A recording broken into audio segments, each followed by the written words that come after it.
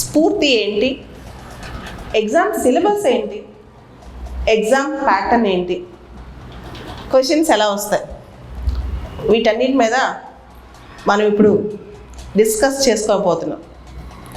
నా స్పీచ్ మొత్తం అయిపోయిన తర్వాత మీకు కొంతమందికి ఇంకా మీకు ఏమైనా అనుమానాలు మిగిలి ఉంటే ప్రశ్నలు అడగటానికి టైం కూడా ఇస్తాను.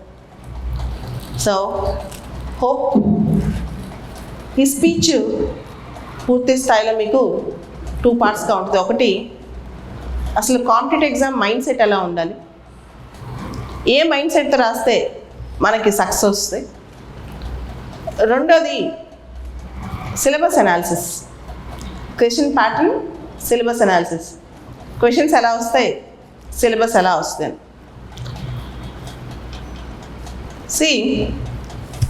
మీరందరూ చాలామంది గ్రాడ్యుయేషన్ చేసి ఉంటారు, పోస్ట్ గ్రాడ్యుయేషన్ చేసి ఉంటారు. తర్వాత అకాడమిక్గా చాలామంది చాలా కాలేజెస్లో స్కూల్స్లో టాప్ వచ్చి ఉండొచ్చు, తక్కువ మార్క్స్ వచ్చి ఉండొచ్చు.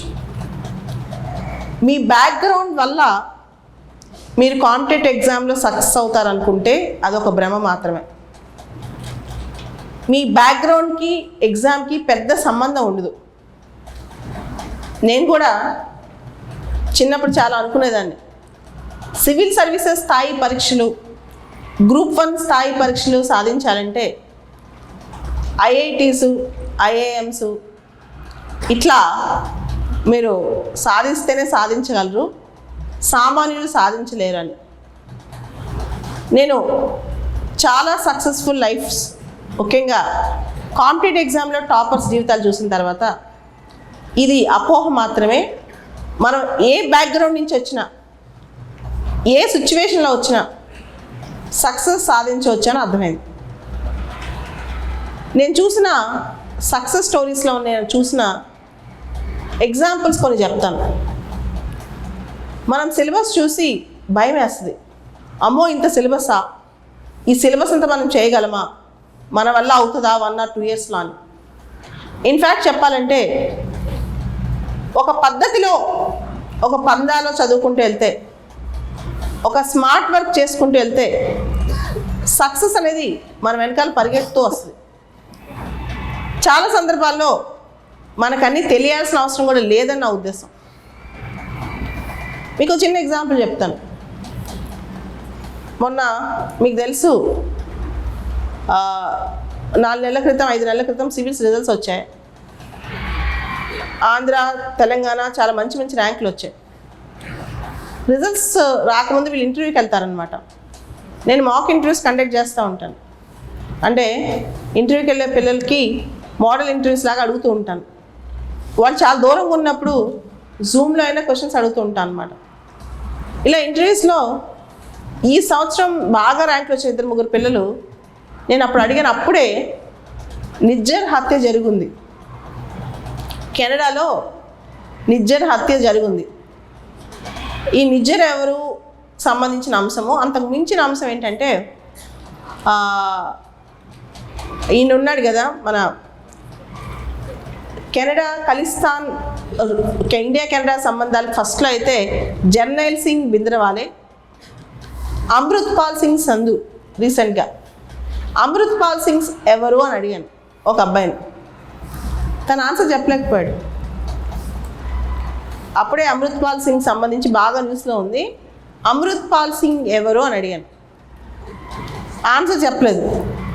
మీరు అనుకోవచ్చు ఇది ఇండియా కెనడా సంబంధాలు సంబంధించి సరిగ్గా తెలియకపోతే ఎట్లా. నేను కూడా అంతే అనుకున్నాను, బాగా న్యూస్లో ఉంది కదా ఇదంతా.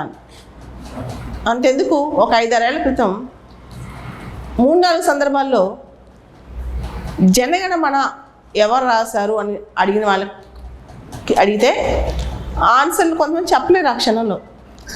మీరు అనుకోవచ్చు వాళ్ళందరూ ఐఏఎస్లు కాలేరు అని. అదంతా తప్పు. భూమి మీద ఉన్న నాలెడ్జ్ అంతా ఉంటే సివిల్స్ పాస్ అవుతారు, భూమి మీద పరిజ్ఞానం అంతా ఉంటే గ్రూప్ 1, గ్రూప్ 2 పాస్ అవుతారు. మీ ఆలోచన విధానం అలా ఉంటే కనుక అది మార్చేసుకోండి. అన్ని ప్రశ్నలకి ఆన్సర్ తెలియాల్సిన అవసరం లేదు, భూమి మీద ఉన్న నాలెడ్జ్ మొత్తం మనకు ఉండాల్సిన అవసరం లేదు. ఎంతో కొంత స్మార్ట్ వర్క్ చేసి ఒక పరిజ్ఞానం ఒక లోక జ్ఞానం కొంత ఉంటే గ్రూప్ 1 గ్రూప్ 2 సివిల్స్ ఇటువంటి పరీక్షలు చాలామంది పాస్ అవ్వచ్చు. ఫస్ట్ మీరు అటువంటి ఆలోచన ఉంటే పక్కకు పెట్టేశారు. 2, నేను చిన్నప్పటి నుంచి టాపర్ని కాదు, చిన్నప్పుడు స్కూల్లో నాకు బేసిక్స్ పెద్దగా రావు, లేదా నాకు ఇంగ్లీష్ రాదు, ఇటువంటి ఆలోచనలు ఉన్నా మీకు ఇంగ్లీష్ పరిజ్ఞానం విపరీతంగా ఉండాల్సిన అవసరం లేదు. లేదా సివిల్స్ గ్రూప్ 1 మెయిన్స్ ఫ్లవర్ ఇంగ్లీష్ రాయాల్సిన అవసరం లేదు. తెలుగు భాషలో కూడా అంత అద్భుతంగా గ్రాంధికం రాయాల్సిన అవసరం లేదు. మీరు చక్కగా మీకు వచ్చిన భాషలో నీట్గా రాసినే క్వశ్చన్కి సరిపడా ఆన్సర్ రాసి వస్తే చాలు. అండ్ మీకు ఇక్కడ నా ఎగ్జాంపుల్ ఒకటి చెప్తాను. మీకు తెలిసే ఉంటుంది, నేను 2 times సివిల్స్ పాస్ అయ్యాను. ఒకటి 2004 ఎగ్జాము, రెండోది 2016 exam, 2004, 2016. Second time exam pass అయినప్పుడు నాకు 167వ ర్యాంక్ వచ్చింది ఆల్ ఇండియా. నేను చెప్పే సబ్జెక్టులకి సివిల్స్లో ఉన్న సిలబస్కి పూర్తి స్థాయిలో పొంతనే ఉండదు. ఎందుకంటే ఏ టీచర్ అయినా కొన్ని సబ్జెక్టులు చెప్తారు, అన్ని సబ్జెక్టులు చెప్పరు. Geography, science and technology, economy, history, ఇలా రకరకాల సబ్జెక్టులు ఉంటాయి. మీరు నమ్ముతారో నమ్మరు, నేను చెప్పే పేపర్లో నేను చెప్పని పేపర్లో నాకు సమానంగా మార్కులు వచ్చాయి. నేను టీచ్ చేసే పేపర్లో ఎక్కువ మార్కులు, టీచ్ చేయని పేపర్లో తక్కువ మార్క్స్, అట్లేం లేదు. నేను చెప్పే పేపర్లో, నేను చెప్పని పేపర్లో అన్నిట్లో ఒకటే మార్క్స్ వచ్చాయి. అంటే క్వశ్చన్ బట్టి ఒక 5-6 పాయింట్లు 10 పాయింట్లు క్వశ్చన్కి సరిపడా ఆన్సర్ రాయాలని డిసైడ్ అయ్యాను నేను.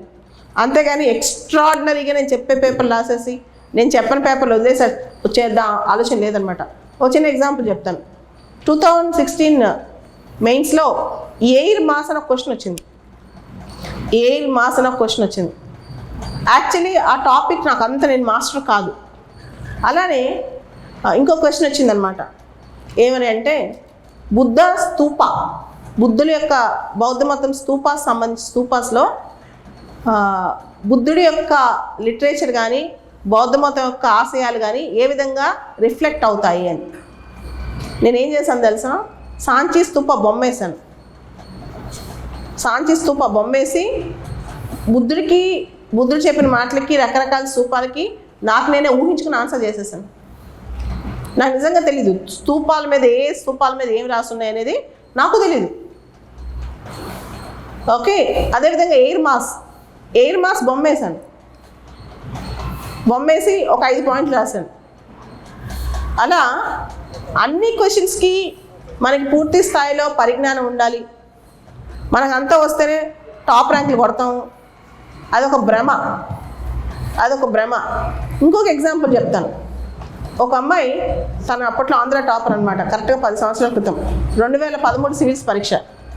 ఆ పరీక్షలో నేషనల్ మిషన్ ఆన్ లైబ్రరీస్ అనే క్వశ్చన్ వచ్చింది.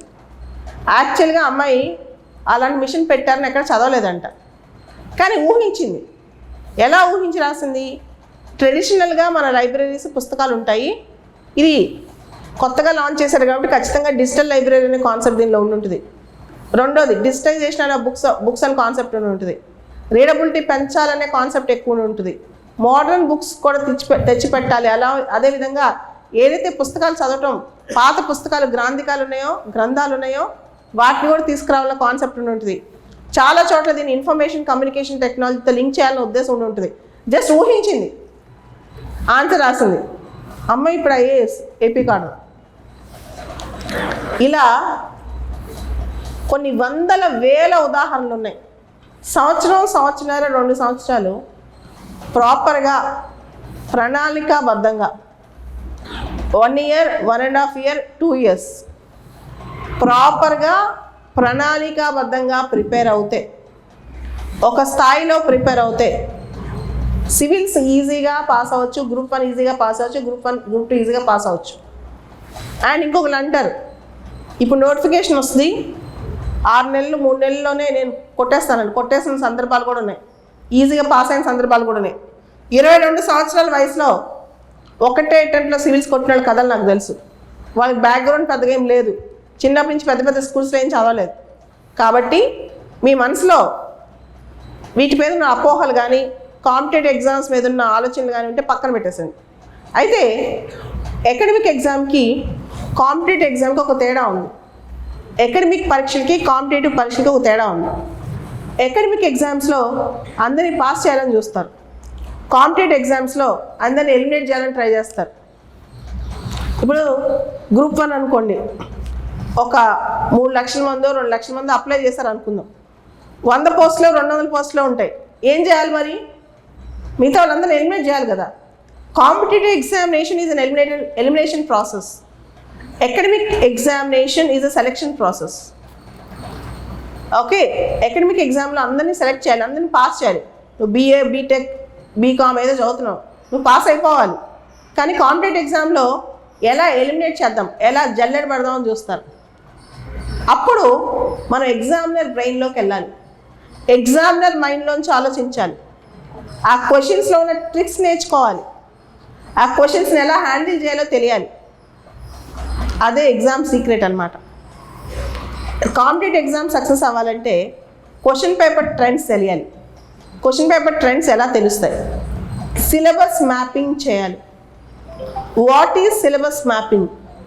సిలబస్ మ్యాపింగ్ అంటే ఏంటి? సిలబస్లో ఏ ఏరియాలోంచి ఎక్కువ క్వశ్చన్స్ వస్తున్నాయి, ఏ ఏరియాలోంచి మన క్వశ్చన్స్ ఎక్కువగా రిపీట్ అవుతున్నాయి అని చెప్పి ఉదాహరణకి చూద్దాం. Take one example. ఒక ఎగ్జాంపుల్ చూద్దాం. నిన్న న్యూస్ పేపర్లో ఒక రిపోర్ట్ వచ్చింది, ఇండియాలో ఫారెక్స్ రిజర్వ్స్ పెరిగాయి అని. ఫారెన్ ఎక్స్చేంజ్ రిజర్వ్స్ ఇండియాలో పెరిగాయి అని.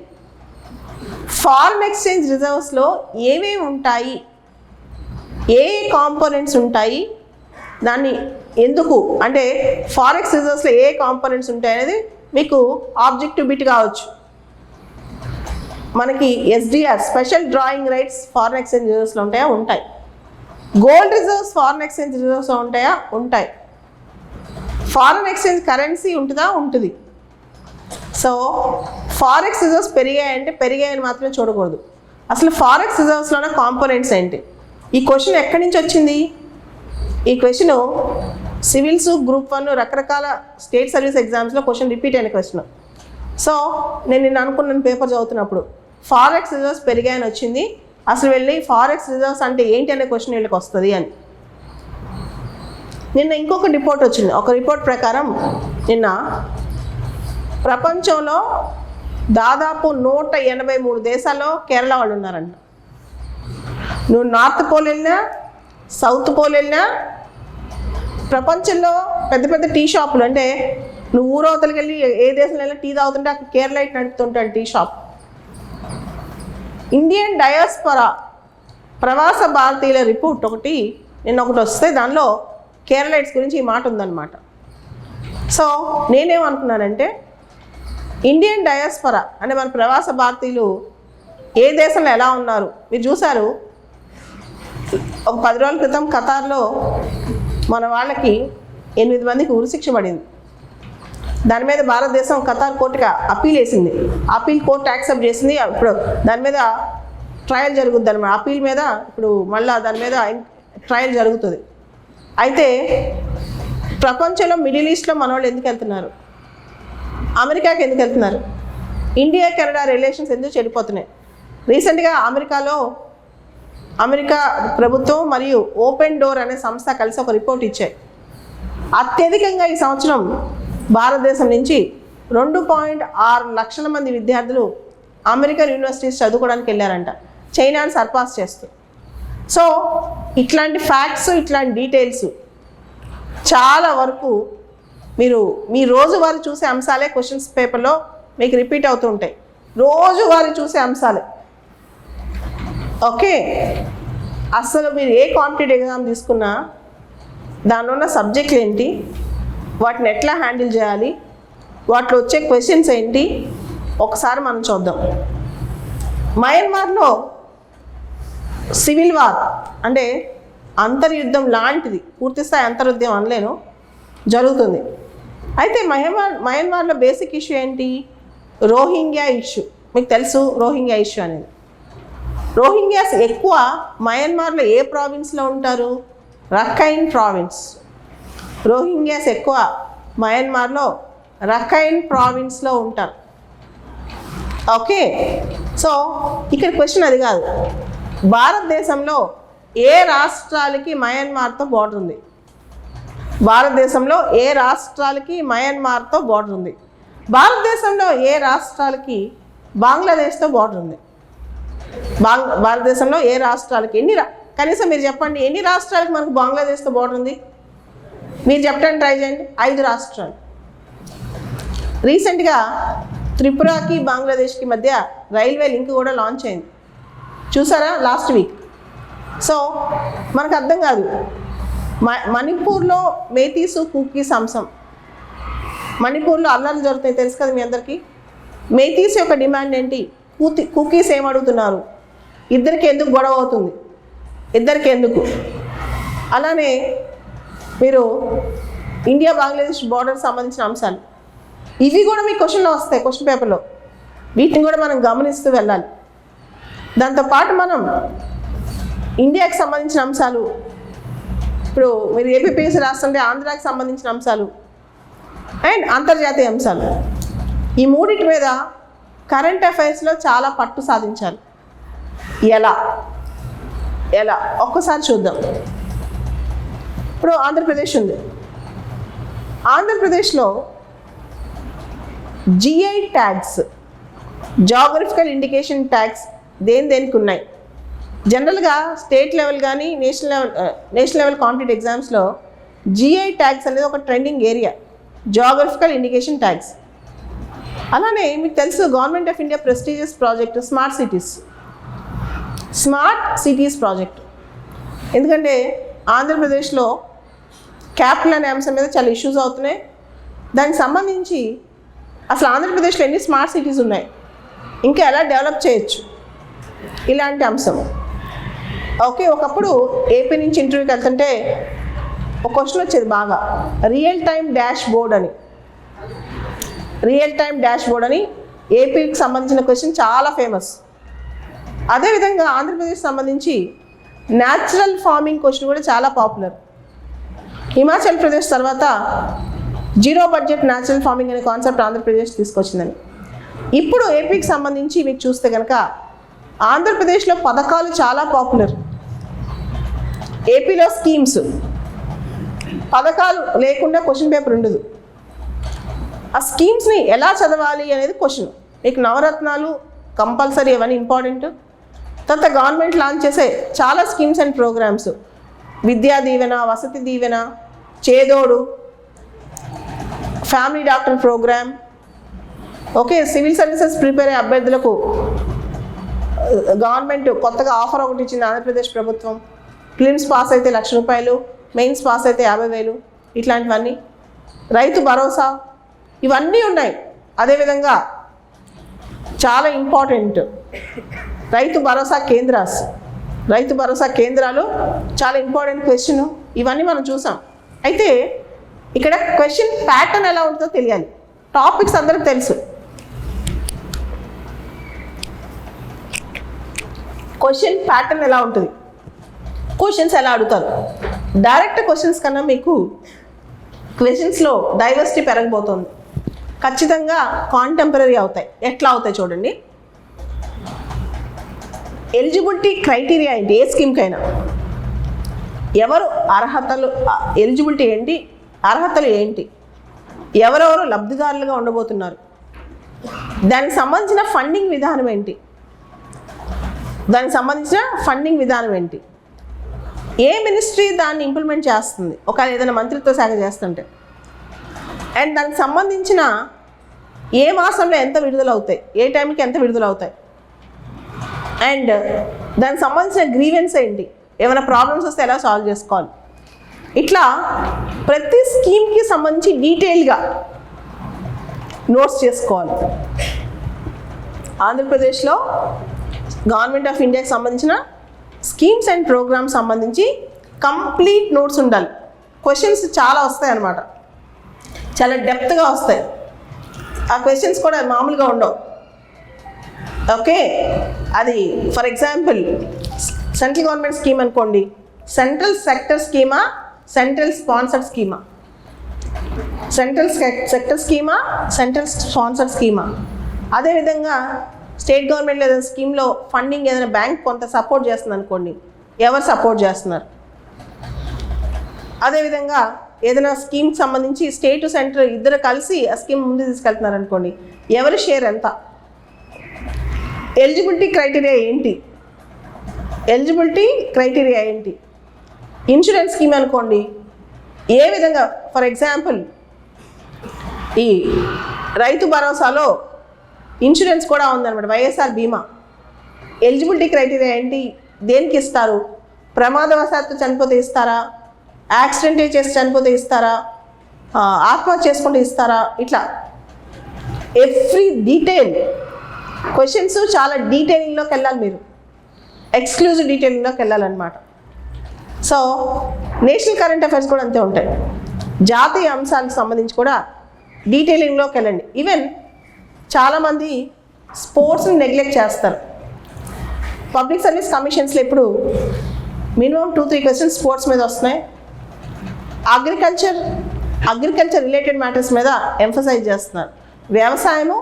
వ్యవసాయానికి సంబంధించిన అంశాలు, క్రీడల మీద క్వశ్చన్స్ వస్తున్నాయి అన్నమాట. తర్వాత వ్యవసాయానికి సంబంధించిన అంశాలు, ఇట్లా చాలా ముఖ్యమైన అంశాలన్నీ కూడా మనం తీసుకోవాలి. అదేవిధంగా మనం సెంట్రల్ గవర్నమెంట్ సంబంధించి చూస్తే, సెంట్రల్ గవర్నమెంట్ రన్ చేసే ఇన్ఫ్రాస్ట్రక్చర్, మనం మిస్ అయ్యే ఏరియా తెలుసా, మౌలిక వసతులు, ఇన్ఫ్రాస్ట్రక్చర్ సంబంధించి ఫర్ ఎగ్జాంపుల్ గవర్నమెంటు ఈ బుల్లెట్ ట్రైన్ ప్రాజెక్ట్స్ కానీ, మెట్రో రైల్ ప్రాజెక్ట్స్ కానీ, okay, semi speed rail projects కానీ, ఎటువంటి కొత్త ప్రాజెక్ట్ లాంచ్ చేసినా, అదేవిధంగా ఆంధ్రప్రదేశ్లో ఇన్ఫ్రాస్ట్రక్చర్ డెవలప్మెంట్, ఇరిగేషన్ ప్రాజెక్ట్స్ కానీ, port projects, for example Machilipatnam port project కానీ, ఇటువంటి ప్రాజెక్ట్స్ ఏది వచ్చినా సరే అది మీ హ్యాండీగా ఉండాలన్నమాట, మీరు చూసుకోవాలి. ఓకే, ఇన్ఫ్రాస్ట్రక్చర్ చాలా ఇంపార్టెంట్. అలానే మల్టీ మోడల్ ట్రాన్సిట్ సిస్టంలో ఏ హైవే దేన్ని కనెక్ట్ చేస్తుంది, ఏ పోర్ట్ని ఏ హైవే కనెక్ట్ చేస్తుంది, తర్వాత ఏ రైల్వే నెట్వర్క్ ఏ రైల్వే లైన్ దాన్ని కనెక్ట్ చేస్తుంది, ఇలాంటివి కూడా గమనిస్తూ ఉండాలి. ఓకే, పథకాలతో పాటు ఇన్ఫ్రాస్ట్రక్చరల్ ప్రాజెక్ట్స్ మీద ఎక్కువ ఎంఫసిస్ ఉండాలన్నమాట. ఇవన్నీ కలిపి చదువుకోవాలి. సెంట్రల్ గవర్నమెంట్లో మనం గమనిస్తే కనుక నీతి ఆయోగ్ ఇచ్చే రిపోర్ట్స్ నేషనల్ లెవెల్లో అవి కూడా చూసుకోవాలి. ఆంధ్రప్రదేశ్ సంబంధించి ఏ అంశంలో ఆంధ్ర ఏ స్థానంలో ఉంది, ఏ అంశంలో ఆంధ్ర ఏ స్థానంలో ఉంది అనే అంశం కూడా చూసుకోవాలి. So for example ease of doing business ఇండెక్స్లో ఆంధ్రప్రదేశ్ ఏ స్థానంలో ఉంది, తెలంగాణ ఏ స్థానంలో ఉంది, ఏదైతే ర్యాంకింగ్స్ వస్తాయో ఆ ర్యాంకింగ్స్ గుర్తుపెట్టుకోవాలి. జనరల్గా అవన్నీ ఇంపార్టెంట్ క్వశ్చన్స్ అనమాట. అలానే యూపీఎస్సి రాసేవాళ్ళు మీరు యూపీఎస్సికి సంబంధించి central government budget economic survey బట్టి కొట్టాలి. ఏపీపీఎస్సి రాసేవాళ్ళు సెంట్రల్ బడ్జెట్ ఎకనమిక్ సర్వేతో పాటు ఆంధ్ర బడ్జెట్ ఆంధ్ర ఆర్థిక సర్వే బాగా చూసుకోవాలి. ఆంధ్ర బడ్జెట్ ఆంధ్ర ఆర్థిక సర్వే పూర్తి స్థాయిలో దాని మీద మీకు అవగాహన ఉండాలి, నెంబర్స్ సహా. ఎంత నోట్స్ ప్రిపేర్ చేసుకుంటే అంత మంచిది, ఎంత ఎక్స్క్లూజివ్గా నోట్స్ ప్రిపేర్ చేసుకుంటే అంత మంచిది అనమాట. సో ఇప్పుడు ఆర్థిక సర్వేలో గవర్నమెంట్ పాలసీస్ కానీ పథకాలు కానీ ఎలా ఇంప్లిమెంట్ అయినాయి, ఏది ఎక్కువ సక్సెస్ అయిందని రాస్తారు. దానికి సంబంధించిన అంశాలు డైరెక్ట్ క్వశ్చన్. ఇంకొకటి, మీకు ఎప్పుడైనా సరే గవర్నమెంట్ సోర్సెస్లోనే కీ ప్రిపేర్ అవుతుంది. ఆన్సర్ కీ ఏది కరెక్ట్ అన్నప్పుడు గవర్నమెంట్ సోర్సెస్ అథెంటిక్ అనమాట. క్వశ్చన్ పేపర్ ప్రిపేర్ చేసే వాళ్ళు కూడా ఏ రిసోర్స్ ఎక్కువ నమ్ముతారంటే గవర్నమెంట్ పబ్లికేషన్స్, ప్రభుత్వం రిలీజ్ చేసిన డేటా, ప్రభుత్వం ఇచ్చిన పబ్లికేషన్. బయట చిన్న చిన్న పుస్తకాలు పబ్లికేషన్స్లో ఎవరు నమ్మరు, గవర్నమెంట్ డేటా ఫైనల్ అనమాట. So AP budget, AP economic survey పూర్తి స్థాయిలో మీ దగ్గర కంపైలేషన్స్ మీరు నోట్స్ చేసుకుని ఉండాలి. దాని నుంచి క్వశ్చన్స్ వస్తాయి.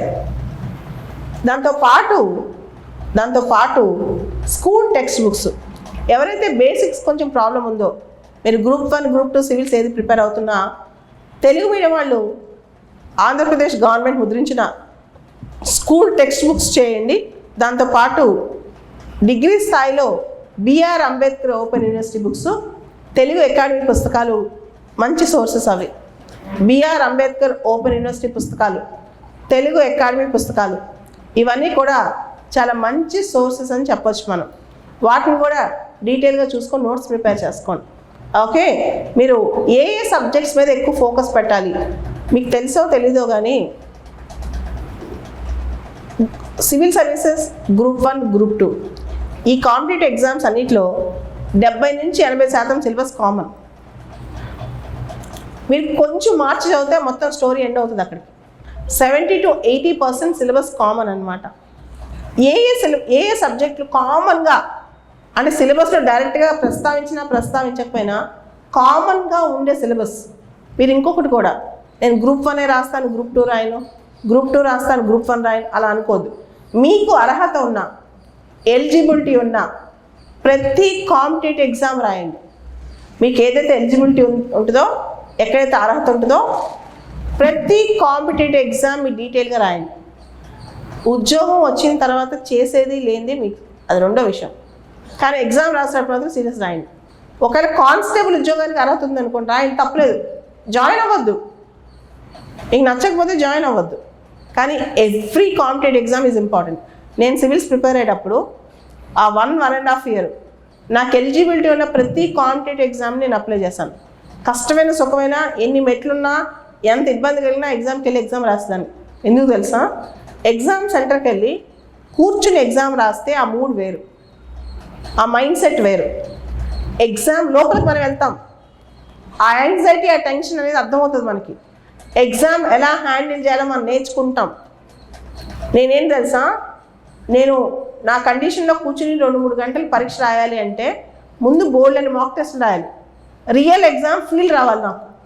అందుకని నాకు ఎలిజిబిలిటీ ఉన్న ప్రతి పరీక్షకి నేను వెళ్ళేదాన్ని. నాకు ఎలిజిబిలిటీ ఉన్న ప్రతి దాన్ని నేను రాసేదాన్ని. జాయిన్ అయ్యేది లేదు నెక్స్ట్ ఇష్యూ. ఓకే, ఇది మీరు ఖచ్చితంగా పెట్టుకోండి. నేను ఇది ఒకటే రాస్తాను. ఇంకొకటి, గ్రూప్ 1 సిలబస్ మారొచ్చు అనే టాక్ నడుస్తుంది. గ్రూప్ 1లో ఎక్కువ ఆబ్జెక్టివ్ క్వశ్చన్ పేపర్స్ కూడా వచ్చే అవకాశం ఉంది. ఈ సందర్భంలో మీరు ఎంత ప్రాక్టీస్ చేస్తే అంత మంచిది. ఓకే, నాకు గ్రూప్ 1 వచ్చిందో లేదో గ్రూప్ 2 రాస్తానో అలా పెట్టుకోకండి. ఎవరు చెప్పలేరు ఎవరికి ఏం వస్తుంది అనేది ఎవరు చెప్పలేరు.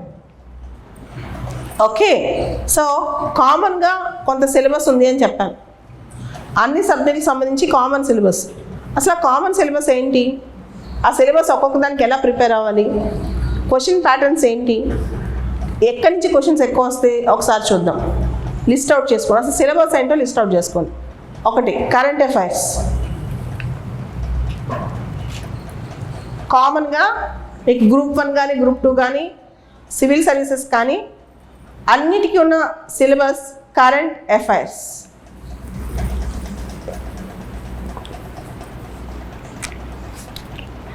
Current affairs. ఇప్పుడు కరెంట్ అఫైర్స్ గురించి ఒకసారి చూద్దాం. మనకి ఎలక్షన్స్ దగ్గరకు వస్తున్నాయి. 5 రాష్ట్రాల్లో ఎన్నికలు జరుగుతున్నాయి.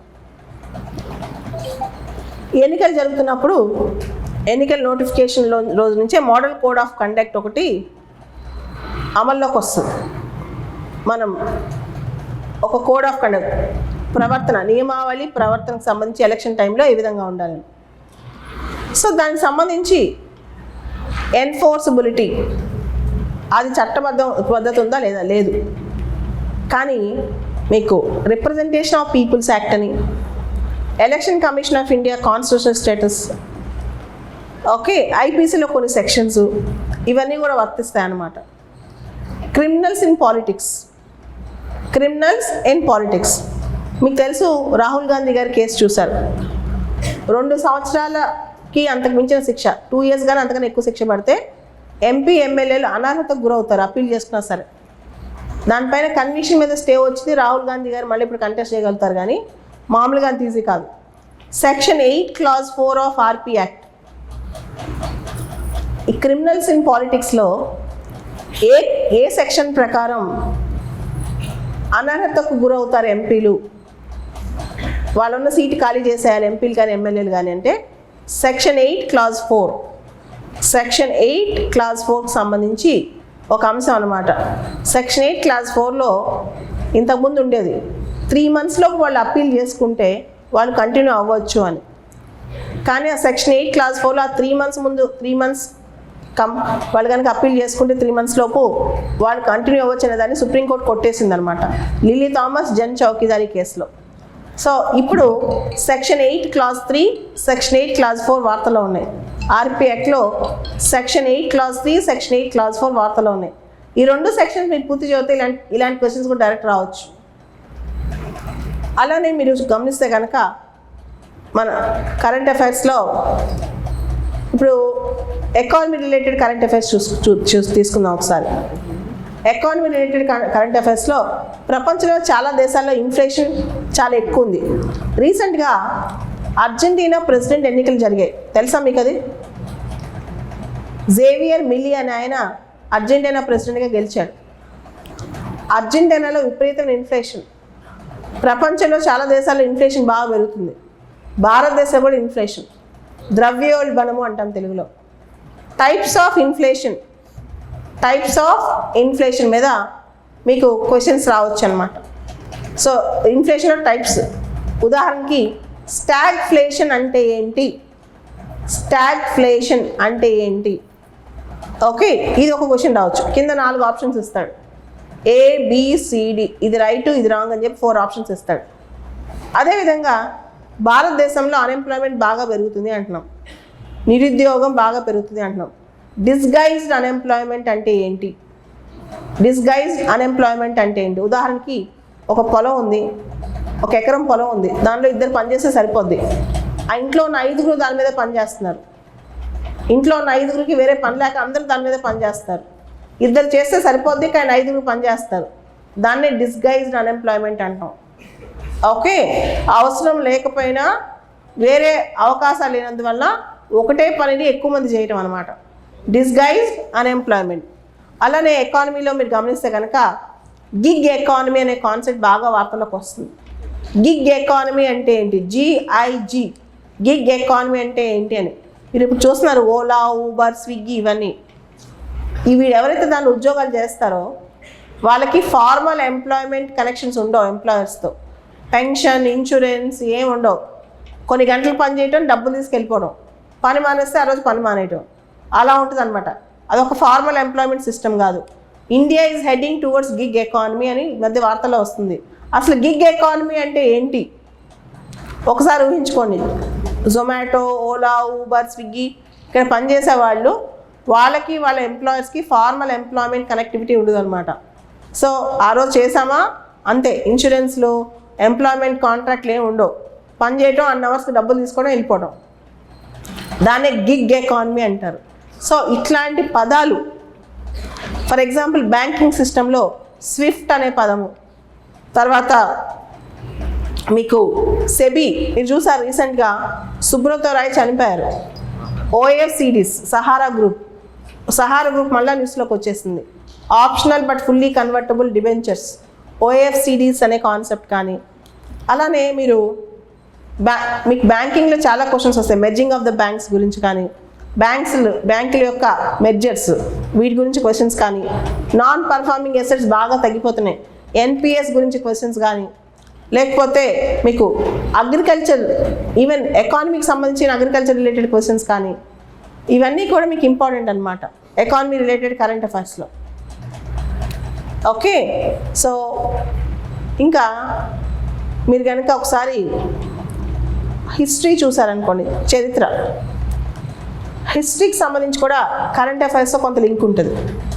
ఓకే, హిస్టరీకి సంబంధించి కూడా ఉదాహరణకి మీకు జనజాతీయ దివస్, బిర్సా ముండా బర్త్డే, జనజాతీయ దివస్ అనమాట.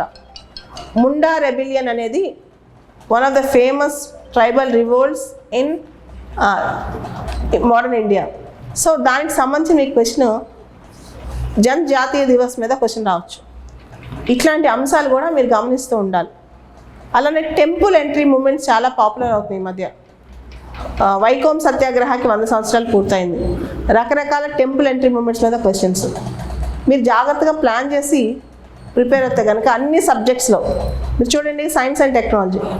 సైన్స్ అండ్ టెక్నాలజీలో ఎక్కువ క్వశ్చన్స్ బయోటెక్నాలజీ మీద వస్తాయి.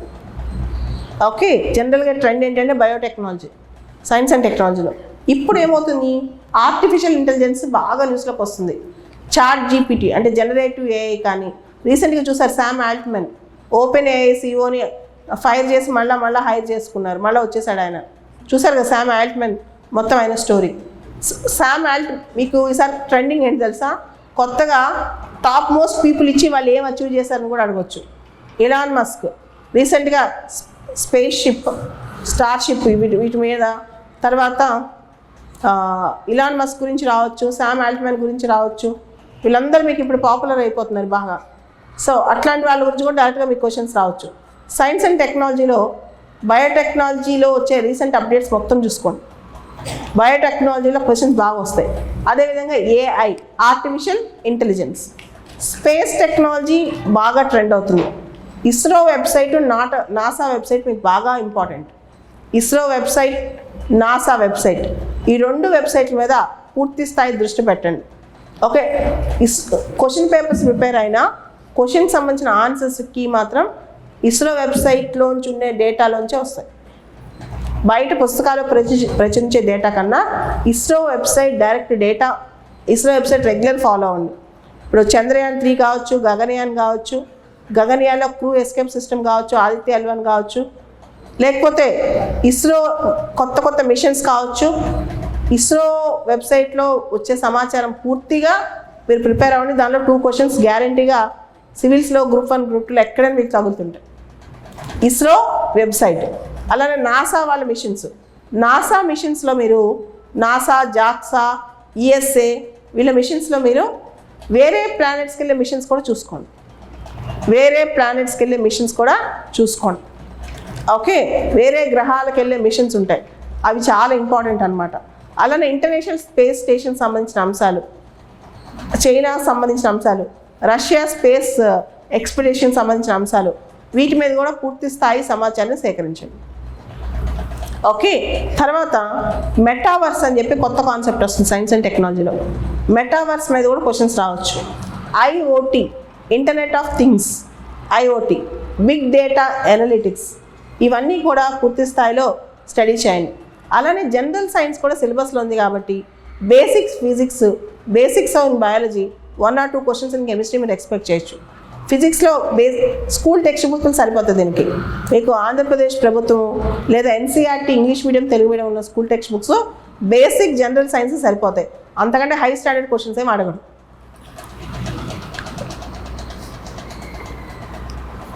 తర్వాత మీకు అవార్డ్స్, మీకు చూసారు చాలా అవార్డ్స్ ఉంటాయి. ఇప్పుడు నోబెల్ ప్రైజెస్ ఉంటాయి.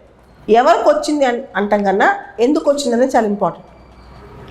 ఎవరికి వచ్చింది అనే దానికన్నా ఎందుకు వచ్చింది, ఏ పర్పస్ మీద వాళ్ళకి ఇచ్చారు, ఎందుకు వచ్చింది, ఏ పర్పస్ మీద వాళ్ళకి ఇచ్చారు, ఇవన్నీ కూడా ఒకసారి మీరు గ్రహించి చూసుకోవాలి. ఓకే, సో ఈ మధ్య బాగా ట్రెండ్ అవుతున్నాయి 2 సబ్జెక్టులు, ఎన్విరాన్మెంట్, ఎకాలజీ, బయోడైవర్సిటీ.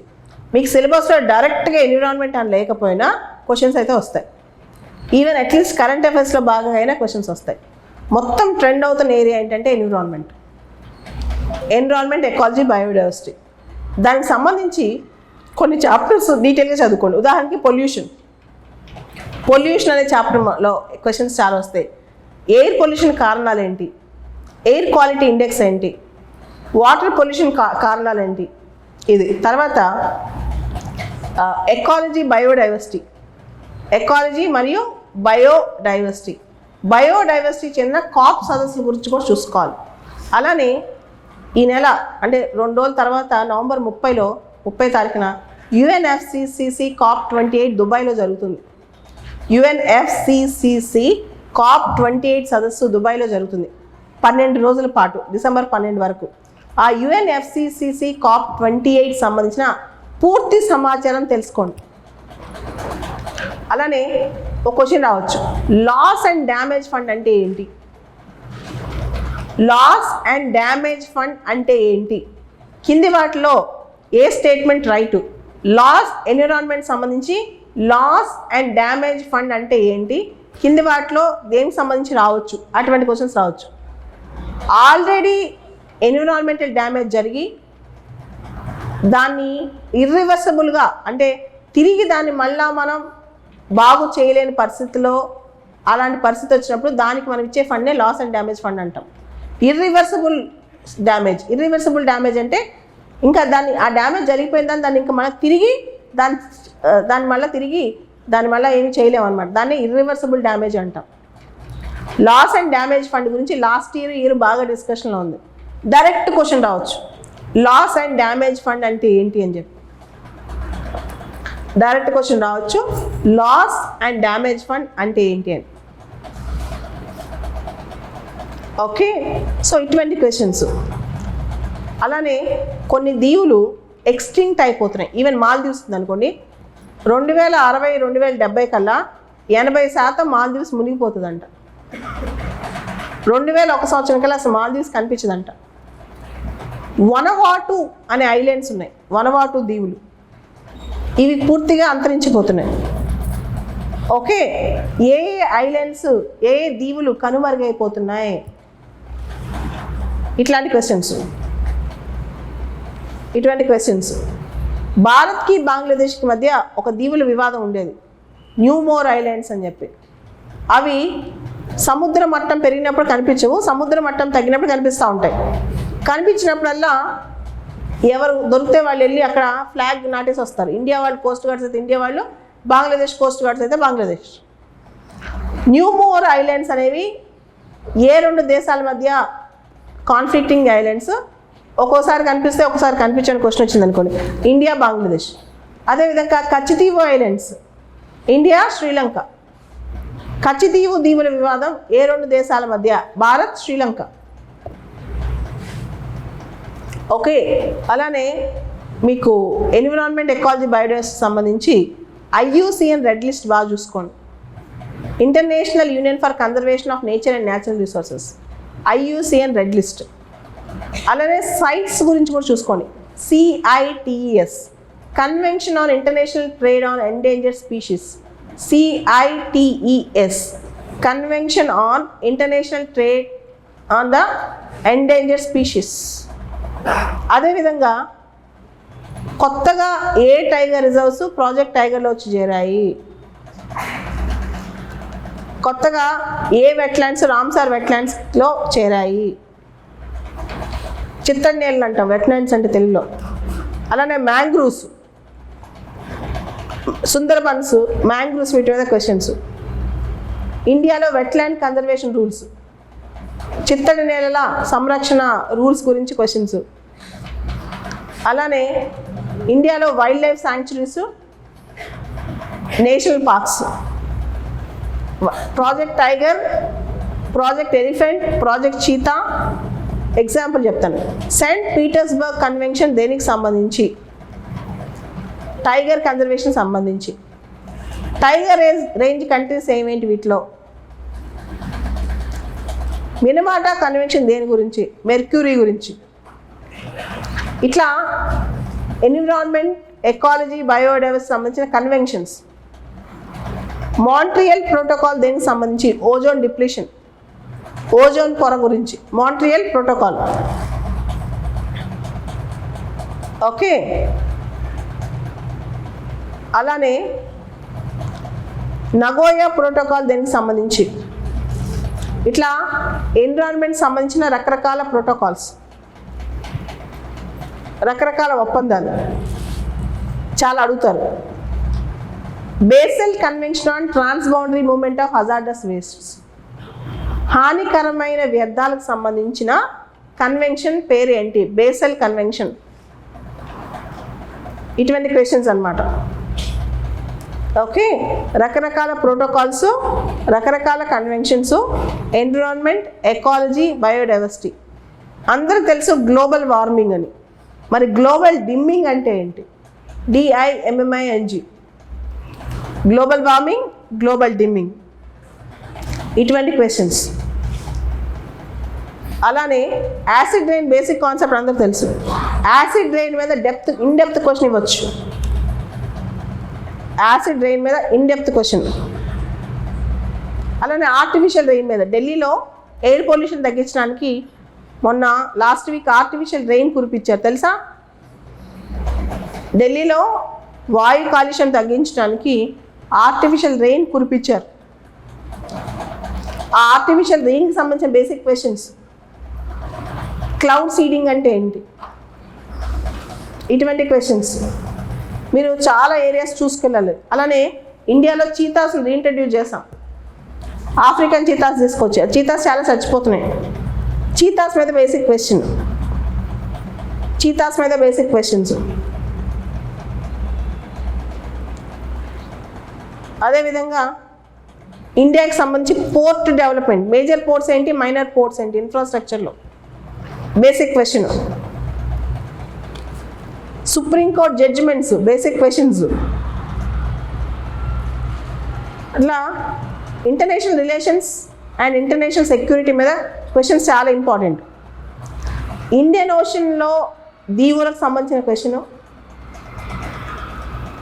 అదేవిధంగా రీసెంట్గా ఇండియాకు వచ్చే నౌకని హౌతీ రెబెల్స్ వాళ్ళు హైజాక్ చేసేసారు మన నౌకని, తెలుసు కదా. హౌతీ రెబెల్స్ ఏ దేశానికి చెందిన వాళ్ళు? యెమెన్. హౌతీ రెబెల్స్ ఏ సెక్ట్? జాయిదీ సెక్ట్ ఇన్ షియాలో జాయిదీ సెక్ట్. హౌతీ రెబెల్స్ గురించి క్వశ్చన్ వస్తుంది. ఇండియాకు వచ్చే ఒక కార్గో నౌకని హౌతీ రెబెల్స్ ఎర్ర సముద్రంలో హైజాక్ చేశారు, రెడ్ సీ మీద బేసిక్ క్వశ్చన్ వస్తుంది. అట్లా మనం ప్లాన్డ్గా ప్రిపేర్ అవ్వాలి. తెలుసా లాస్ట్ వీక్ మన షిప్ హైజాక్ అయింది. మన దగ్గరకు వచ్చే షిప్, మన దగ్గరికి ఇండియాకి వచ్చే షిప్, ఇండియన్ షిప్ కాదు, ఇండియా కార్గో వచ్చే షిప్ హైజాక్ అయిందనమాట. సో ఇట్లా అన్ని అంశాలు ఇంటర్నేషనల్ రిలేషన్స్లో రీసెంట్గా జరిగిన సదస్సులు, ఉదాహరణకి ఎపెక్స్ సదస్సు, దాని అవుట్కమ్ ఏంటి? Asia Pacific economic cooperation outcome ఏంటి? ఎపెక్స్ సదస్సు ఎక్కడ జరిగింది? San Francisco, America. రీసెంట్గా జరిగిన G20 సమ్మిట్ భారతదేశంలో. G20 సభ్య దేశాలు, కింద దేశాల్లో ఏ దేశాలు G20 సభ్య దేశాలు, కింది దేశాల్లో ఏ దేశాలు G20 సభ్య దేశాలు కాదు. అదేవిధంగా మీకు ఇండో పసిఫిక్ ఎకనమిక్ ఫ్రేమ్వర్క్ అనేది బాగా న్యూస్లో ఉంది. అమెరికా ఆధ్వర్యంలో ముందుకెళ్తుంది ఇది ఇండో పసిఫిక్ ఎకనమిక్ ఫ్రేమ్వర్క్. అసలు ఇండో పసిఫిక్ ఎకనమిక్ ఫ్రేమ్వర్క్ అంటే ఏంటి, భారతదేశం దానిలో ఉందా లేదా? ఆఫ్రికన్ యూనియన్లో ఎన్ని సభ్య దేశాలు ఉన్నాయి? పెలిందాబాద్ ట్రీటీ అంటే ఏంటి? ఐక్యరాజ్య సమితికి చెందిన ఏ సంస్థలో భారతదేశం సభ్యదేశంగా ఉంది? ఉదాహరణకి యుఎన్ స్టాటిస్టికల్ ఆర్గనైజేషన్లో భారతదేశం ఉందా లేదా? ఇండియా ఎన్నిసార్లు ఇప్పటికి యుఎన్ఎస్సీలో నాన్ పర్మనెంట్ మెంబర్గా ఎలక్ట్ అయింది? 8 సార్లు. ఇటువంటి క్వశ్చన్స్ కూడా మీరు ఎక్స్పెక్ట్ చేయొచ్చు. ఓకే, సో అంతర్జాతీయ భద్రత అంటే రీసెంట్గా భారత్కు వచ్చి షిప్ హైజాక్ అయింది కదా, ఇంకా భద్రతలో ఆ క్వశ్చన్ వస్తుంది, ఇంపార్టెంట్ కదా. ఎవరు హైజాక్ చేశారు, ఎందుకు చేశారు, ఇలాంటి క్వశ్చన్స్. ఇంటర్నేషనల్ రిలేషన్స్లో మీకు places in news, Eritrea, Ethiopia, Nagorno Karabakh, Armenia, Azerbaijan, Gaza strip, West Bank, Black Sea because of Russia Ukraine war. ఇవన్నీ అనమాట, ఇవన్నీ బాగా న్యూస్లో ఉన్న ప్లేసెస్. వీటి మీద ఎగ్జాక్ట్గా ఐడెంటిఫై చేయగలగాలి. ఓకే, అలానే అర్జెంటీనా ఎలక్షన్స్ అని. Argentina second biggest country, second largest country in the south America. Every detail, చాలా డీటెయిల్ లింక్లోకి వెళ్ళండి. సో మీరు ఏ ఎగ్జామ్ తీసినా పాలిటీ, కరెంట్ ఫస్ట్ రాసుకోండి. Current affairs, polity, history, geography,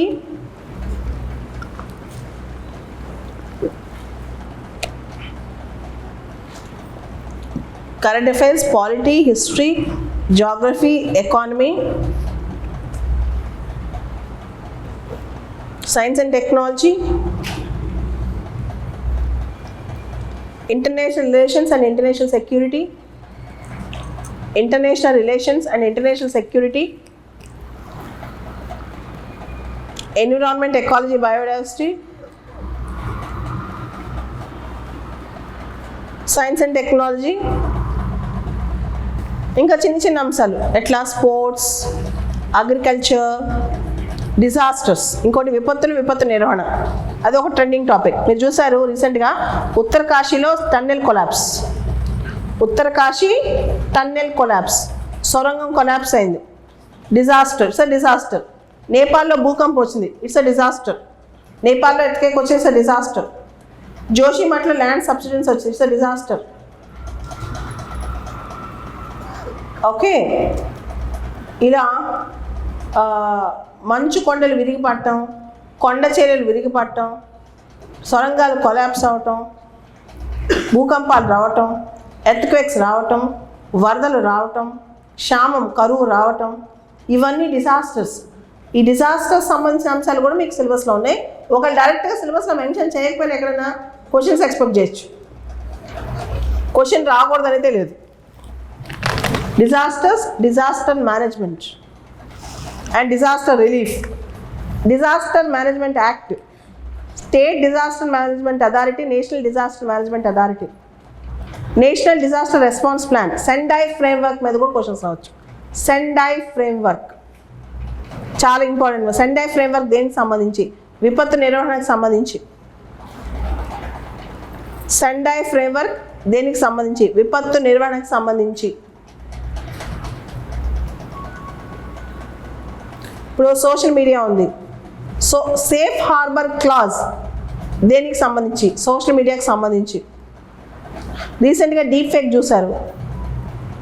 ఒక సోషల్ మీడియా ప్లాట్ఫామ్ ఆ డీప్ ఫేక్ వీడియో ఆ ప్లాట్ఫామ్లో వైరల్ అవుతుంది. యూట్యూబ్ కావచ్చు, లేకపోతే ట్విట్టర్ కావచ్చు, లేకపోతే ఇంకొక ఇన్స్టానో ఎక్కడో కావచ్చు. ఆ ప్లాట్ఫామ్కి లెటర్ రాశారు, వితిన్ 36 hours ఆ వీడియో తీసేయాలి, లేకపోతే it will lose it's safe harbour exemption.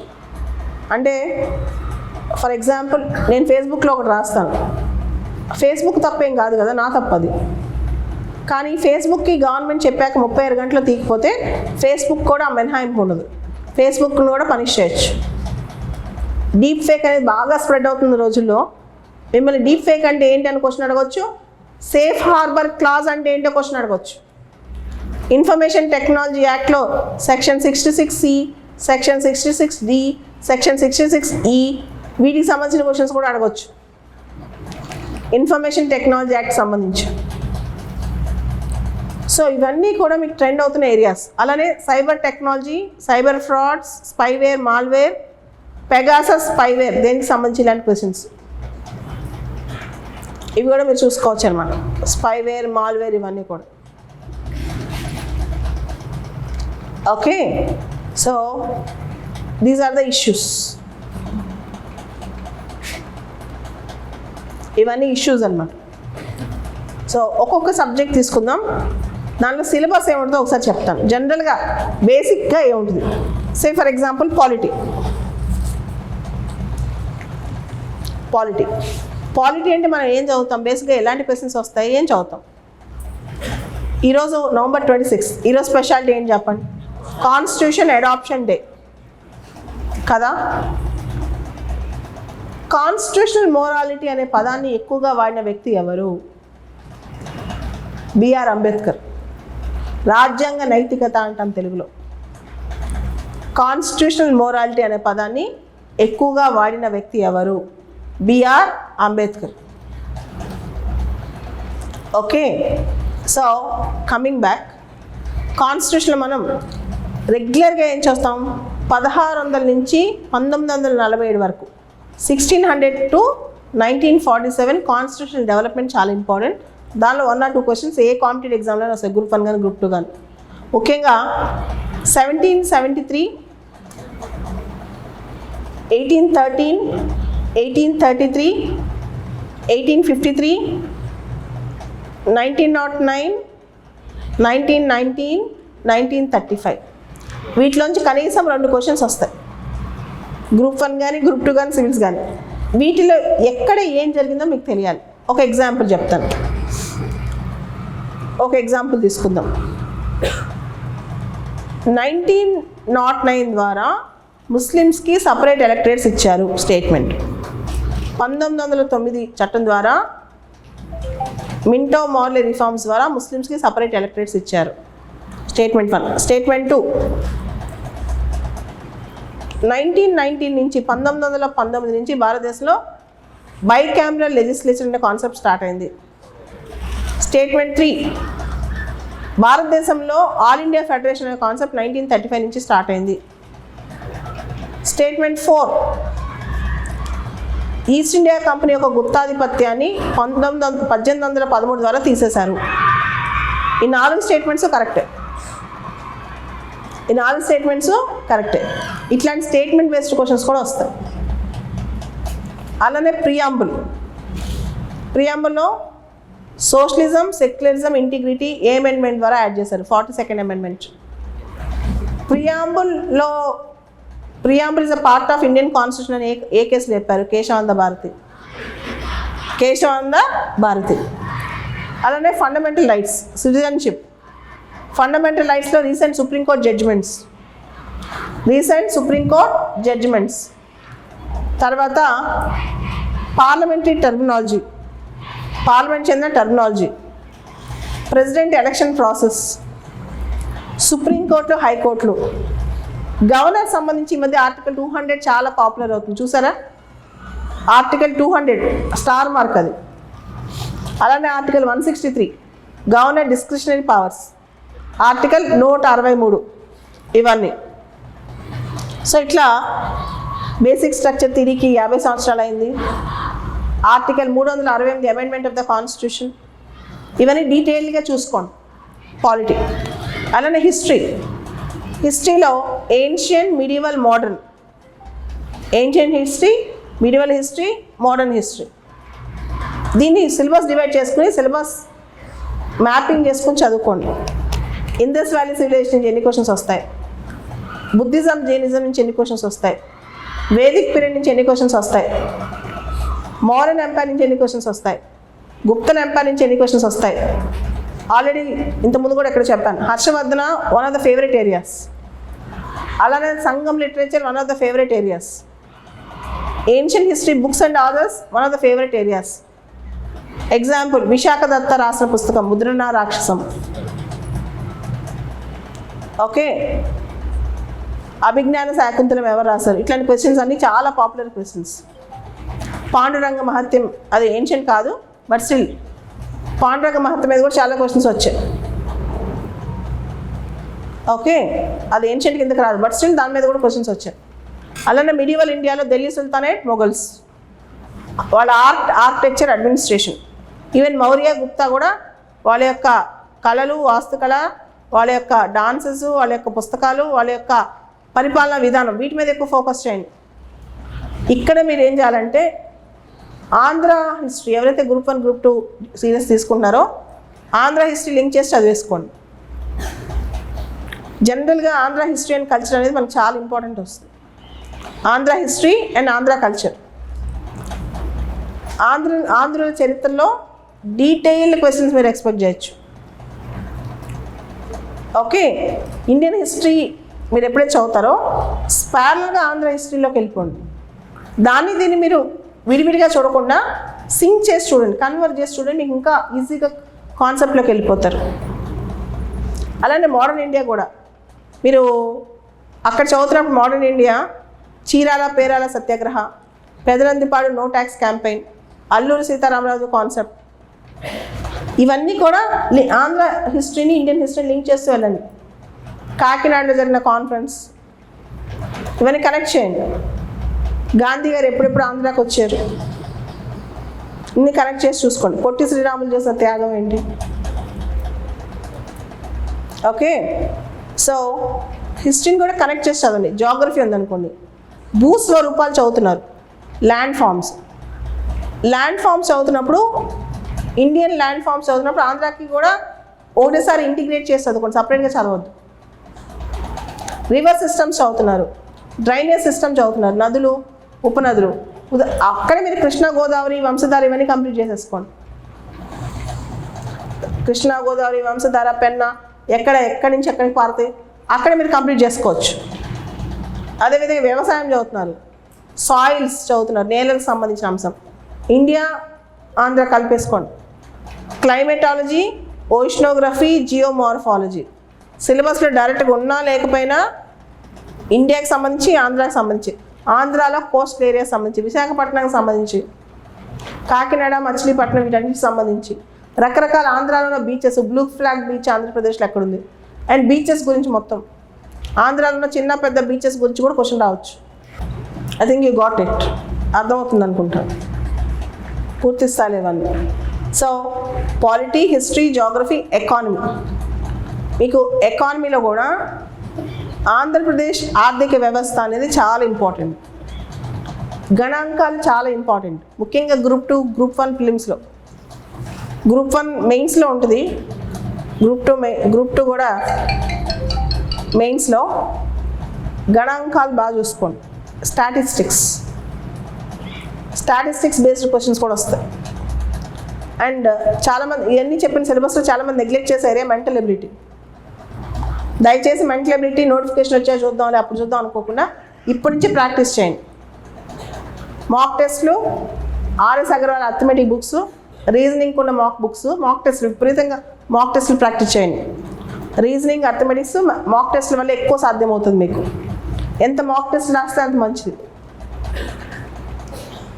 Science and technology అంతే, ఇందాక చెప్పాను కదా, biotechnology, nano technology, artificial intelligence, cyber technology, తర్వాత స్పేస్ టెక్నాలజీ, డిఫెన్స్ టెక్నాలజీ, వీటి మీద ఎక్కువ ట్రెండ్ ఉంటుంది.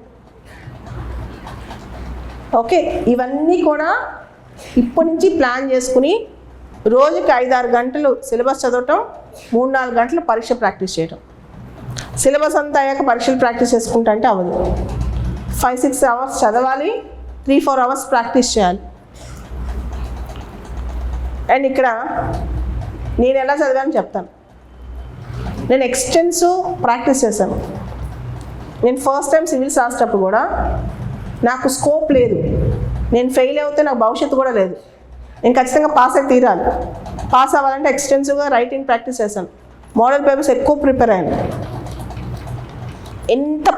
యూపీఎస్సీ పాత పేపర్స్ అన్నీ చేశాను, నేను అన్నీ సాల్వ్ చేశాను. ఒక్కసారి కాదు, ఒక్కొక్కటి 10 సార్లు చేసి ఉంటాను. బోర్ కొట్టినప్పుడల్లా చదివి బోర్ కొట్టినప్పుడల్లా పాత పేపర్స్ సాల్వ్ చేస్తాను. మీరు కూడా అంతే, పాత పేపర్స్. నా రూమ్లో జాగ్రఫీ అట్లా మ్యాప్స్ ఉంటాయి కదా, ఇండియా మ్యాప్, వరల్డ్ మ్యాప్ మొత్తం పెద్ద తగిలిచి ఉండే. బోర్ కొట్టినప్పుడల్లా మ్యాప్స్ చూసేదాన్ని. మీకు మ్యాప్ పాయింటింగ్ బేస్డ్ క్వశ్చన్స్ కూడా పెరుగుతాయి. ఇంకా మ్యాప్స్ మీద అవగాహన ఉంటే డైరెక్ట్గానే ప్రత్యక్షంగా కానీ పరోక్షంగా కానీ మ్యాప్ బేస్డ్ క్వశ్చన్స్ కూడా డీటెయిల్గా చూసుకోవాలి. మీరు మ్యాప్ బేస్డ్ క్వశ్చన్స్ గురించి కూడా మీరు ఎక్కువ ఫోకస్ పెట్టండి. మ్యాప్ బేస్డ్ క్వశ్చన్స్ మీద ఎక్కువ ఎంఫసిస్ చేయండి. దానికి ఒకటే మార్గం, బోర్ కొట్టినప్పుడు అట్లాస్ చూడండి. ఎవరైతే ఇంగ్లీష్ అంటే భయమో, ఎవరైతే ఇంగ్లీష్ మాట్లాడటం అంటే భయమో, చదవటం అంటే భయమో, ముఖ్యంగా గ్రూప్ 1 రాస్తున్నారు, ఇంటర్వ్యూకి వెళ్తే ఎట్లా ఇంగ్లీష్లో మాట్లాడాలనుకుంటున్నారో అందరూ కూడా ఈరోజు నుంచి పడుకునేటప్పుడు నైట్ ఒక 5 మినిట్స్ మీరు చదివిందంతా తప్పులో ఒప్పులో మీ ఇంట్లో వాళ్ళకి ఫోన్ ఇచ్చి మీరు ఇంగ్లీష్లో మాట్లాడి రికార్డ్ చేయించుకోండి. 6 months ఇది చేయండి, మీకు ఇంగ్లీష్లో ఎఫిషియన్సీ వచ్చేస్తుంది. ఎవ్రీడే మీరు ఏమనిపిస్తుంది, ఏ టాపిక్ అనిపిస్తే ఆ టాపిక్ ఒక 5 నిమిషాలు ఇంగ్లీష్లో రికార్డ్ చేయించుకోండి. రోజు 5 కొత్త పదాలు, 5 కొత్త ఇంగ్లీష్ పదాలు నేర్చుకోండి. Everyday only 5. 6 days చేయండి, 1 day రివిజన్ చేసుకోండి వీక్లో. ఓన్లీ 5. ఫస్ట్లో నాకు అసలు ఇంగ్లీష్ వచ్చేది కాదు. నేను సివిల్ సర్వీసెస్ చదివేటప్పుడు నేను 1 month అయితే ప్రతి మాట ఆలోచించేది కూడా ఇంగ్లీష్లో ఆలోచించాను. ఇంటర్వ్యూకి వెళ్ళే ముందు నాకు భయం వేసింది ఇంగ్లీష్ మాట్లాడాలి ఎట్లా అని. ఈవెన్ నేను ఆలోచించేది కూడా కంప్లీట్గా ఇంగ్లీష్లో ఆలోచించాను అనమాట.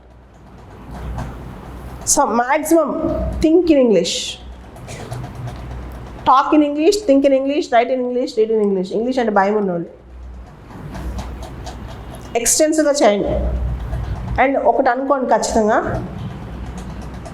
మనకి ఏం తక్కువ అని చాలామందికి ఇన్ఫీరియారిటీ కాంప్లెక్స్ ఉంటుంది. నా వల్ల అవుతుందా, నేను చేయగలనా, నేను సాధించగలనా, చేసిన వాళ్ళందరూ నాకన్నా గొప్పలేమో అని.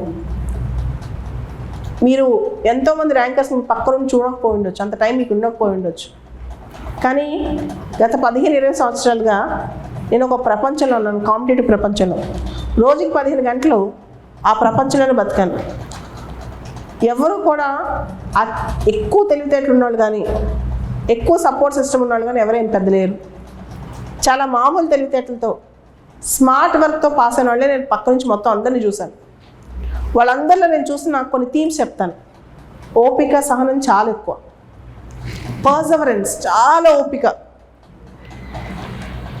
నీకు చిన్న కథ చెప్తాను ఇక్కడ. చాలా నాకు రెండు విషయాలు చెప్తాను, నాకు చాలా ఇన్స్పిరేషన్ ఈ రెండు. చైనీస్ బ్యాంబూ ట్రీ స్టోరీ తెలుసా, మీరు విన్నారు ఎప్పుడైనా? చైనీస్ బ్యాంబూ ట్రీ స్టోరీలో ఒక విత్తనం నాటుతారు, అది మొలుచుద్దో లేదో తెలియదు. 5 సంవత్సరాలు పట్టుద్ది అది మొలుస్తుందో లేదో తెలియటానికి, మొక్క అవుతుందో లేదో తెలియటానికి. ఆ ట్రీ రోజు నీళ్ళు పోయాలి, రోజు దాన్ని జాగ్రత్తగా చూసుకోవాలి ఆ సీడ్ని. 5 సంవత్సరాల తర్వాత మొలుచుద్దో లేదో తెలియదు, 5 సంవత్సరాల పాటు మాత్రం ఓపికతో చూసుకోవాలి. ఒకవేళ అది మొక్క మొలిచి ఎదిగితే 3-4 నెలల్లోనే 90-100 ఫీట్లు ఎత్తు అయిపోద్ది, చాలా డబ్బులు వస్తాయి, చాలా దానికి ఇంకా అంత ఫలితం ఉంటుంది అనమాట. కానీ 5 సంవత్సరాల పాటు దాన్ని ఎవరు నర్చర్ చేస్తారు? అది వస్తుందో రాదో తెలియకుండా అంత ఓపికతో ఎవరు చూస్తారు? అదే patience and persistence. Patience and persistence. నేను చదువుకునేటప్పుడు నా రూమ్లో రియల్ స్టోరీ ఒకటి అతికిచ్చి ఉండేది. ఆ స్టోరీ మీకు ఇప్పుడు చెప్తాను. ఆ స్టోరీ హెడ్డింగ్ ఏంటంటే, the beauty of the life lies in the way we carry it on. The beauty of the life lies in the way we carry it on. జీవితంలో అందం ఎలా పుట్టామని కాదు, దాన్ని ఎలా నడిపించాం, ఎలా ముందు తీసుకెళ్ళామని చెప్పి. అదొక కథ, ఒక డాక్టర్ ఒక పేషెంట్ కథ. ఆ డాక్టరు వేరే కంట్రీ, మన కంట్రీ కాదు, డెలివరీస్ చేస్తూ ఉంటారనమాట. అయితే ఒక పేద కుటుంబం ఆయన దగ్గరకు వస్తుంది, తల్లి చాలా వీక్గా ఉంటుంది. సరే అని చెప్పి ఈయన చాలా తక్కువ ఖర్చుకే డెలివరీ చేస్తాడు. డెలివరీ చేసే రోజున పాప బయటకు వస్తూ ఉంటుంది. చూస్తే ఆ డాక్టర్కి అసలు బాధ వేస్తుంది అనమాట. పాపకి కాళ్ళు చేతులు సరిగ్గా ఉండవు, అసలు సరిగ్గా డిఫామ్డ్గా పుట్టుద్ది అనమాట. ఇంత పెద్ద పేద కుటుంబం ఇది, ఈ పాప బతికి చేయాల్సింది ఏముందని, అసలు ఈ పాపను చంపేస్తే ఇక్కడే పిల్ల చచ్చిపోయిందని అమ్మకి చెప్పేయచ్చు కదా, వాళ్ళు వెళ్ళిపోతారు, హ్యాపీగా బతుకుతారు, ఈ పిల్ల జీవితాంతం వాళ్ళ తలనొప్పి అనుకుంటాడు. ట్రై చేస్తాడు, పాప గట్టిగా అరుచుద్ది. ఈలోపు నర్సు లోపలికి వస్తుంది అనమాట. ఇంకా ఆయన ప్రయత్నం ఆపేస్తాడు. అలా ఆ పాప పేరెంట్స్ ఆ పాపను చూసి ఏడుస్తారు బాగా. వారం రోజులు హాస్పిటల్లో ఉంటారు, ఇంటికి వెళ్ళిపోతారు. వెళ్ళిపోయిన తర్వాత చాలా సంవత్సరాలకు, ఒక 20-25 సంవత్సరాలకు అనుకో, ఒక పెద్ద ఊర్లో పెద్ద కన్సర్ట్ జరుగుతూ ఉంటుంది. ఆ దేశంలోనే ఒక ఫేమస్ పియానో వాయించే అమ్మాయి ఆ దేశానికి వస్తుంది అనమాట, వాళ్ళ ప్రాంతానికి వస్తుంది. ఆ డాక్టర్ కూడా ఇన్విటేషన్ వస్తుంది. ఒక అమ్మాయి చాలా అద్భుతంగా పియానో ప్లే చేస్తుంది. ఆ డాక్టర్ కూడా తన బాధ అంతా మర్చిపోతాడు, తను చేసిన పని అంతా మర్చిపోతాడు. షో ఎండ్లో ఒక తల్లి పరిగెత్తుకుంటూ వచ్చింది, డాక్టర్ నేను మిమ్మల్ని గుర్తుపట్టాను, మీరు నన్ను గుర్తుపట్టారా, మీరు అప్పుడు 20 సంవత్సరాల క్రితం డెలివరీ చేసిన బేబీ ఆ అమ్మాయి అని. అంటే జీవితంలో నువ్వు ఎలా పుట్టావని కాదు, ఆ జీవితాన్ని ఎంత అందంగా ఎంతమందికి హెల్ప్ చేస్తూ బతికావు, దాన్ని ఎంత మందికి స్ఫూర్తిస్తూ ఆనందాన్ని కలగజేస్తూ బతికావు, అదే నీ జీవితానికి రియల్ మీనింగ్ అని చెప్పి ఆ కథలో మీనింగ్ అనమాట. The beauty of the life lies in the way we carry it on. అంటే ప్రతి ఒక్కళ్ళం పుడతాం, ఈ పరీక్షలు అయిపోతే మనకేం కాదు.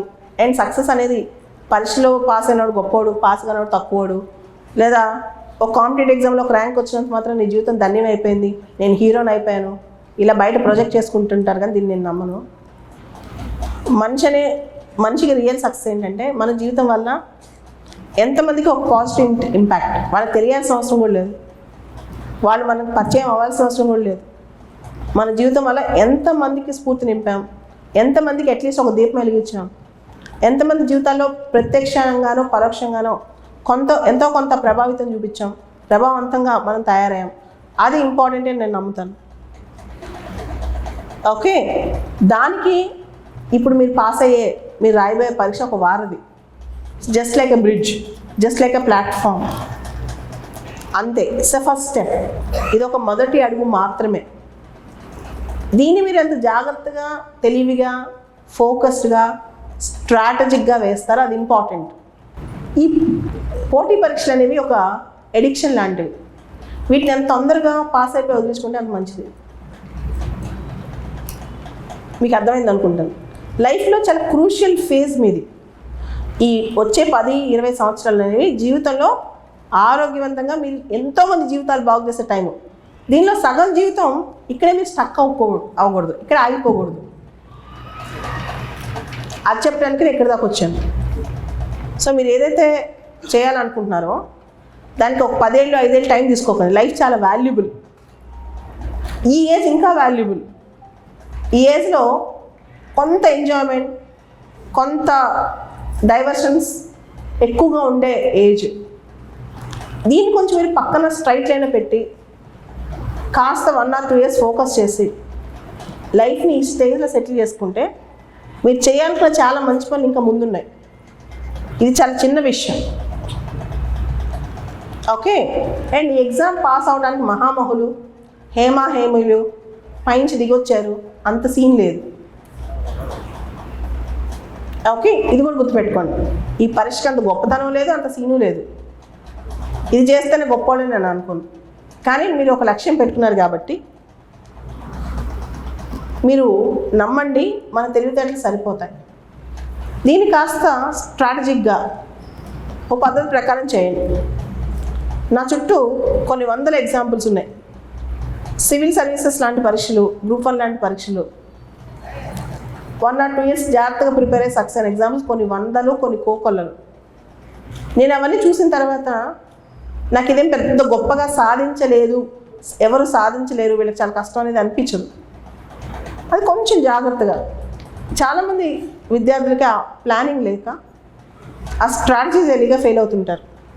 ఇన్ఫ్యాక్ట్ పరీక్ష పాస్ అవ్వాలంటే ఇందాక ఫస్ట్లో బిగినింగ్లో చెప్పాను, కేవలం అన్నీ తెలియాల్సిన అవసరం లేదు. కొంత తెలిస్తే చాలు, కొంత పరిజ్ఞానం ఉంటే చాలు, కొంత స్మార్ట్ వర్క్ చేసి చేయొచ్చు. కానీ ఆ స్మార్ట్ వర్క్ కూడా అవసరమైన టైంలో కొంతకాలం హార్డ్ వర్క్ కూడా చేయాలి.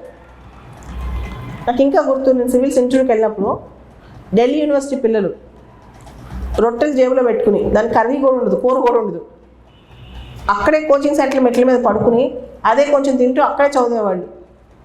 వాళ్ళు ఎన్ని గంటలు చదువుతారు, ఎన్ని గంటలు పడుకుంటారు అనేది మనం కౌంట్ కూడా చేయలేము. అదే జీవితం వాళ్ళకి. ఆ కాంపిటేటివ్ ఎగ్జామే వాళ్ళకి జీవితం. ఆ స్టేజ్ ఆఫ్ లైఫ్ అది వాళ్ళకి. ఆ స్టేజ్ అది, ఆ లైఫ్లో ఆ స్టేజ్ వాళ్ళు అలా ఉన్నారు. దాన్ని మనం ఇంకొంత బెటర్గా, దాన్ని మనం ఇంకొంత స్ఫూర్తివంతంగా, మనం కూడా బాగా, నేను రోజంతా పడుకుంటాను, నా ఫ్రెండ్స్, నా ఫోన్ అన్నీ నాకు ఉండాలి, క్వాలిటేటివ్గా 2-3 hours చదివితే సరిపోద్ది. ఇది రాంగ్ కాన్సెప్ట్. కనీసం ఇంత పెద్ద కాంపిటేటివ్ ఎగ్జామ్కి 8 గంటలైనా చదవాలి. ఎంతో కొంత ప్రాక్టీస్ చేయాలి, ఎంతో కొంత ఫోకస్డ్గా ఉండాలి. Okay, real time situation handle చేసే విధంగా ఉండాలి. ఓవర్ యాంగ్జైటీ ఉండకూడదు. మీరు చూసారు లాస్ట్ మంత్, ఒక 20 రోజుల క్రితం గ్లెన్ మ్యాక్స్వెల్, లాస్ట్ వీక్ చూసారు విరాట్ కోహ్లీ. వాళ్ళు ఆడేటప్పుడు వాళ్ళ ఫోకస్లో భయం వేస్తే, యాంగ్జైటీ ఉంటే ఎలా ఉంటుంది? ఫీల్డ్లోకి వెళ్ళాక ఒకసారి గేమ్ ఆడేటప్పుడు యాంగ్జైటీ, టెన్షన్ వస్తే ఎలా ఉంటుంది చెప్పండి కదా. రియల్ టైం హ్యాండిల్ చేసే వ్యక్తే రియల్ హీరో. కూర్చొని ఎన్ని మాట్లాడని చెప్పచ్చు. నిజమైన ఛాలెంజ్ వచ్చినప్పుడు ధైర్యంగా ముందుకెళ్ళేవాడే నిజమైన హీరో. నిజమైన ఛాలెంజ్ వచ్చినప్పుడు దాన్ని హ్యాండిల్ చేయగలగాలి. మీరు ఎగ్జామ్ మూమెంట్ని, ఎగ్జామ్ని హ్యాండిల్ చేయగలగాలి. ఎగ్జామ్ ఎప్పుడు మార్చిలో ఉంటుంది, ఏప్రిల్లో ఉంటుందని కాదు. చాలామంది నోటిఫికేషన్ ఎప్పుడు వచ్చింది, ఎగ్జామ్ డేట్ ఎప్పుడు, వీటి ఆలోచన ఎక్కువ తప్పితే మనకు ముందు సిలబస్ అయిందా, మనం ప్రాక్టీస్ చేసామా, మన ఎగ్జామ్ పర్ఫెక్ట్గా రెడీగా ఉన్నామా, ఇది ఎంతవరకు.